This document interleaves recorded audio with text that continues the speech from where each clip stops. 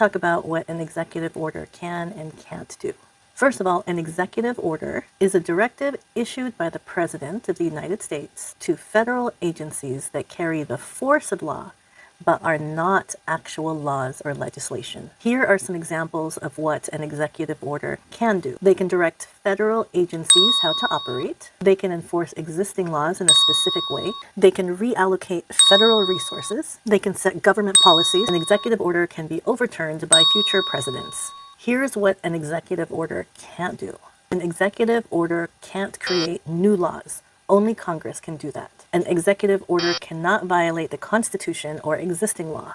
An executive order cannot directly allocate funds. That's also Congress's job.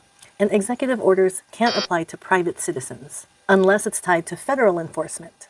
And lastly, an executive order cannot override Supreme Court rulings. So why does this matter?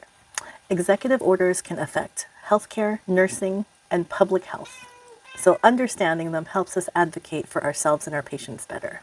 Let me give an example of what an executive order is in a real-world nursing example. Imagine a doctor gives a verbal order for a new medication that you have to give stat, but the hospital policy doesn't allow for that specific medication, unless it's a life-threatening emergency. So as a nurse, you just can't follow the verbal order blindly, right? Because it violates hospital policy.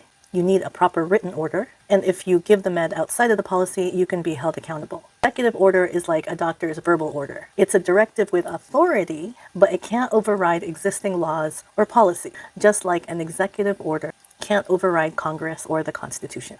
So the bottom line is, authority at every level has its limits, whether it's a president issuing an executive order or a doctor giving a verbal order.